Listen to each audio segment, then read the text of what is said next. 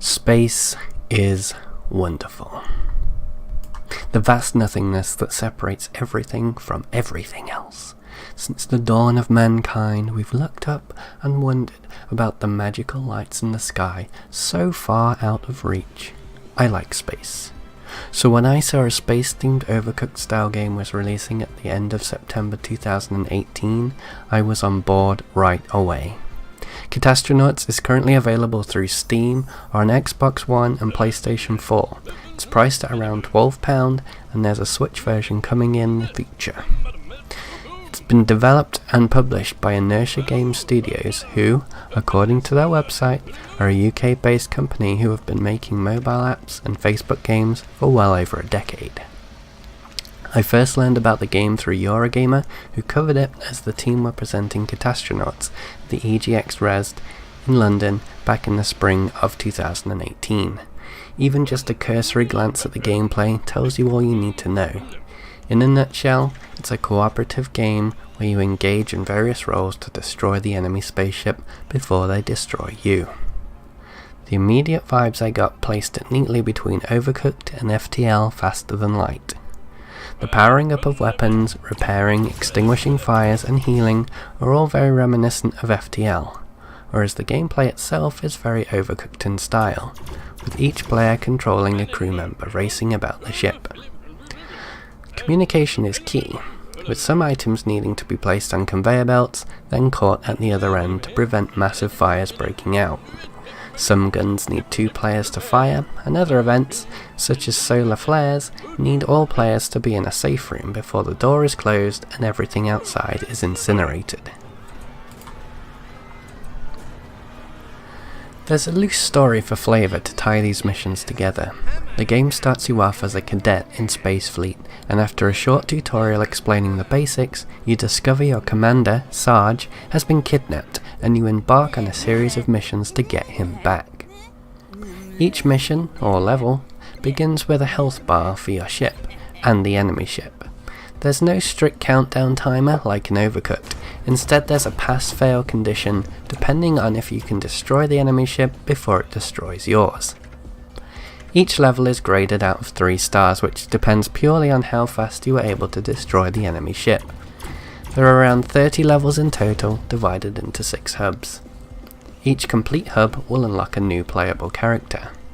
There are achievements to be gained for 3-starring each level in a hub.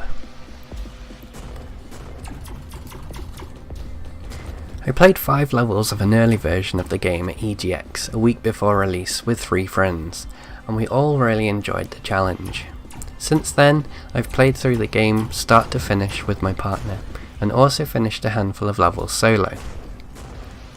The team at Inertia really wanted to ensure the game scales well for any number of players. I think generally this has been done well. It seems the main scaling feature is how many or how frequent attacks or events are. I'm really eager to play with a full team of 4 again, but alas, getting people together in the real world can be difficult. I think that touches on one of the main criticisms of the game. There is currently no online capability.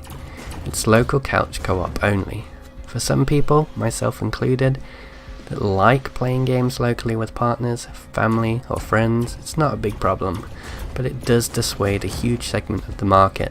It's one of the most frequent questions when people join the official Discord, and the development team have said that while they have considered developing for it, they have no current plans to do so at present. In general though, it's a fun little game that took us about 5 hours to make it through the 30 levels. We still need to hit 3 stars on 2/3 of the levels, so there's a lot to go back for. Plus we'd happily go through it again whenever we have friends over next. The scaling feature means we're likely to get a different experience with more players, and that's definitely something to look forward to. It's easy to pick up and play, and the controls are straightforward.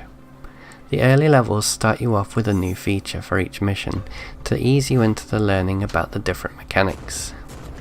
Things like airlock doors, safe rooms, charging batteries, filling plasma cells, extinguishing fires, teleporting items, cloning your dead crewmates, firing weapons, repairing breaches, conveyor belts, stealthing to avoid missiles, and healing are all drip-fed to start with, before being used in combination with each other to increase the difficulty in later levels.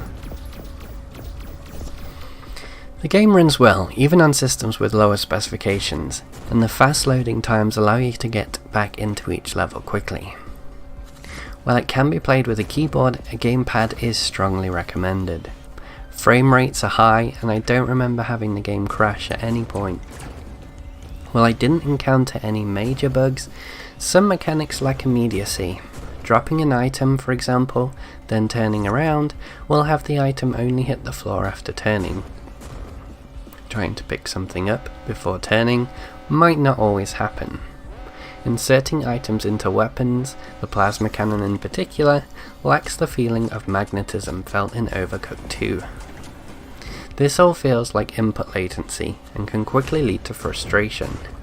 It's something we got used to after about half an hour or so, but I could understand why this might turn some people off, particularly when every second is vital in the pursuit of 3 stars. With that said, however, Catastronauts is a wonderful game for anyone looking to add to their catalogue of party games they can play locally with their friends and family. I feel like the price point is fair, and the official Discord has some really friendly team members who are always happy to chat and answer questions. The game is reviewing positively on Steam, but it definitely lacks the exposure it deserves. I would recommend Catastronauts, and I'm looking forward to playing it with a full crew in the future.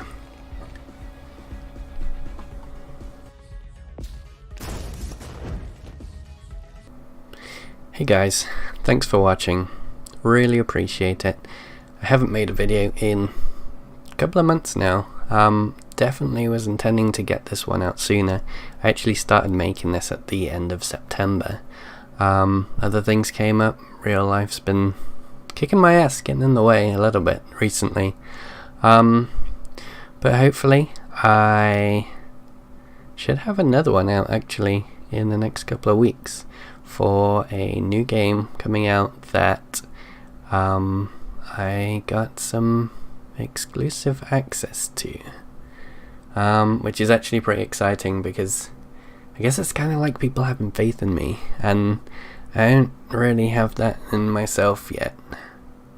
But hey, thanks for watching, and I'll see you guys next time.